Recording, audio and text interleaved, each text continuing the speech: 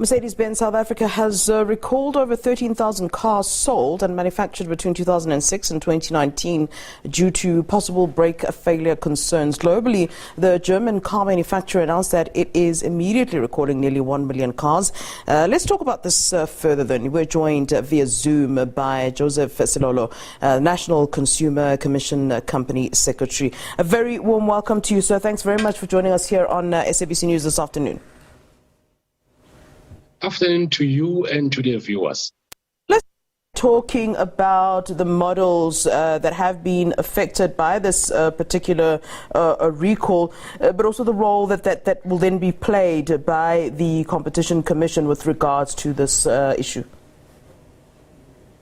All right. So we have here the Mercedes Benz ML, the GL and the R class, which have now been recalled due to this faulty braking system. Now, our role as the Consumer Commission is to monitor the recall, because this is a voluntary recall on the part of Mercedes. So our role is to monitor the recall and to make sure that all the affected vehicles are then taken back to Mercedes for them to be repaired and be ready for use. Yeah, just to understand, whether this is just a precautionary measure, or whether there have been any sort of incidents that were reported that maybe caused an accident or even fatalities due to the failure of brakes. I mean, is that being possibly investigated at this stage? At this stage, we have not received any complaints from the users or consumers of these vehicles. However, Mercedes-Benz itself has then notified us that there is this defect in the braking system. And as you can see, the recall requires that everyone who is in possession of one of the affected vehicles must immediately stop driving or operating these vehicles and contact their dealer. So at this stage, we have not received any complaint or any report of the vehicles having failed. That might be due to any number of reasons, but the most important part is that all of us know that there is a fault with the braking system, which may result in the vehicle not braking at all, or in the best case, that the braking distance is largely extended. So you can understand that the hazard is way too great.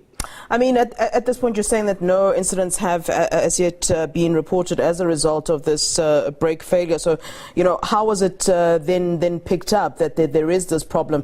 And on the back of my question, I mean, there's obviously someone to blame when something like this has happened. Would there be any sort of, regardless of whether there's been any incidents or accidents, would there be any form of penalty or punishment for the manufacturer?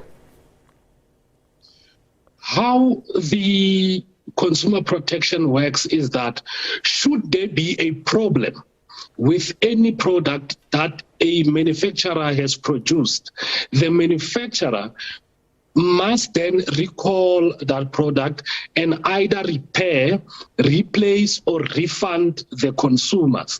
Now, in this case, Mercedes-Benz has then recalled for purposes of repairing. Now, when they have done that, they have not contravened the Consumer Protection Act. However, the law goes on to say, should there be any other damages that are suffered as a result of the defect, then Mercedes will then have to compensate consumers for such defect. Now, let's make an example. You have your Mercedes-Benz, it is now affected. You then take it back to Mercedes for that period where you do not have use of your vehicle, and you may then probably use taxis or hire a different car. If that happens, then Mercedes will then have to compensate you for the damages that are associated with you being without your car of choice. So they will then have to compensate you for incidental damages that you suffer as a result of the recall.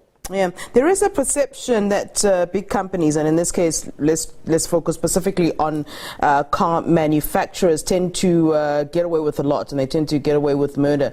You will remember, and I won't say the vehicle brand, but I think anybody who knows the story will recall that there was one particular vehicle that was literally just going up on fire. The cars were just, people would have to get out of the vehicle. In fact, I remember an incident where one gentleman passed away due to the fact that the car really caught fire out of nowhere. We don't hear about big penalties on these particular customers, on these particular car manufacturers, pardon me, and it's almost business as usual. Is it not important to send out a clear message that you cannot be sending out products that are faulty like this?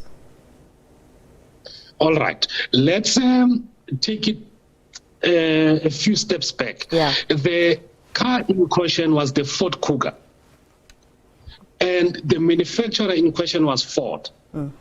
Now, what had happened there, in the case of the unfortunate gentleman that passed away, there was an extensive investigation that was conducted by ourselves as the National Consumer Commission, and there was an inquest.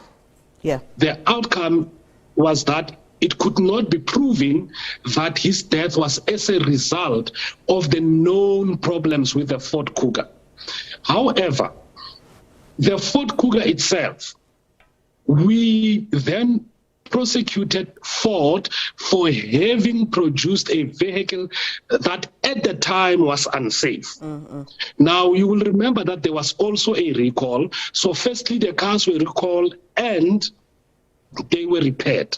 And those that had already gone up in flames, the consumers were then compensated. There was a compensation, and Ford was fined. At the top of my head, without remembering the specific amount, I would say it was in excess of 20 million rands. So there was a fine that was levied against Ford. Now, in this case, as it stands, we are not yet aware of any other case where, or any case at all, where a consumer has been involved in an accident as a result of operating any of the vehicles that are affected by the recall. Now, we will not know. We are not oracles.